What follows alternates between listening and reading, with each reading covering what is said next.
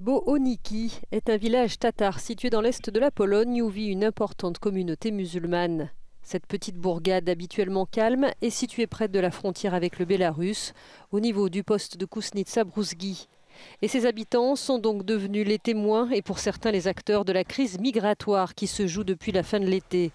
Des bénévoles viennent en aide aux migrants en distribuant nourriture et vêtements, mais des repas chauds sont également offerts aux forces de sécurité polonaises. C'est terrifiant, toute la souffrance de ces gens, tous ces jeunes enfants qui souffrent, qui pleurent, c'est terrible.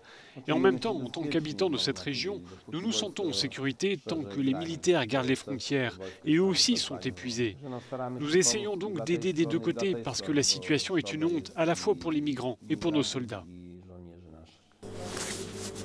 Au-delà de cette aide matérielle, la communauté tatare a organisé lundi dernier pour la première fois dans le village les obsèques d'un des migrants morts en tentant de traverser la frontière. Des habitants étaient présents ainsi que des Syriens installés depuis longtemps en Pologne comme Fidal. Ce qui se passe en ce moment est vraiment une tragédie. Il doit être possible de se parler entre pays. Ils doivent trouver un accord d'une manière ou d'une autre.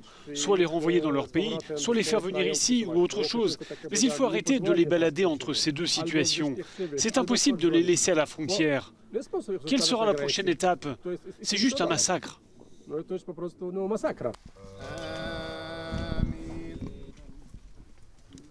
Ahmad Al-Hassan était âgé de 19 ans.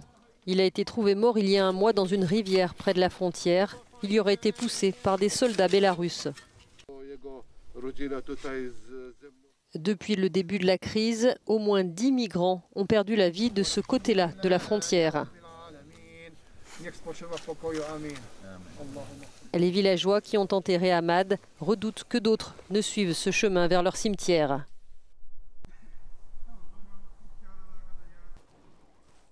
Dans l'est de la Pologne, près de la frontière bélarusse, de nombreux habitants ne veulent pas que l'on laisse entrer les migrants sur le territoire. Mais pour beaucoup d'autres, comme ici à Bohoniki, la compassion et l'humanité doivent avoir le dessus par rapport aux calculs politiques pour tous ceux qui risquent leur vie afin d'en trouver une meilleure.